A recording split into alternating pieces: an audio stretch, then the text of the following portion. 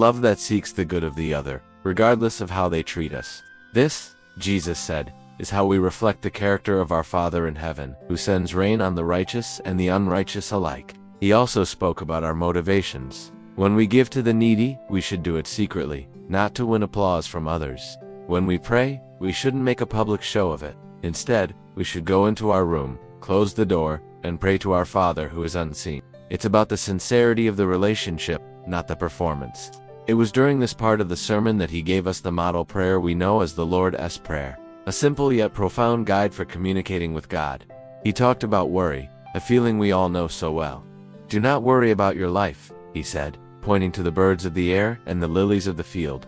They don't sow or reap or store away in barns, yet God cares for them. Are you not much more valuable than they? He asked. Worrying can't add a single hour to our life. Instead, he gave a clear priority, but seek first his kingdom and his righteousness, and all these things will be given to you as well. Focus on what truly matters and trust that your needs will be met.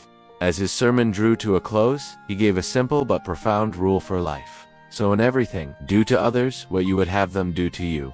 This golden rule is a universal principle of empathy and respect. He warned about the two paths in life, the wide gate and broad road that leads to destruction, and the small gate and narrow road that leads to life. The easy path is not always the right one. He cautioned against false prophets, telling his listeners to judge them by their fruit, by their actions and character, not just their words. Saying you are a follower is not enough.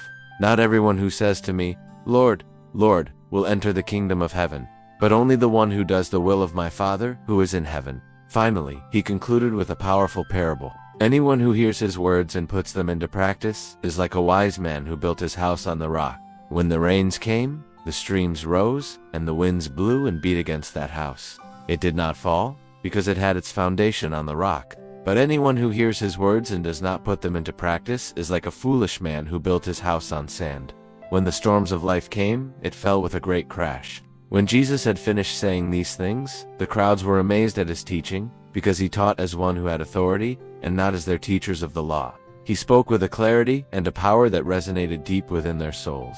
The Sermon on the Mount is more than just a historical speech. It is a guide for life.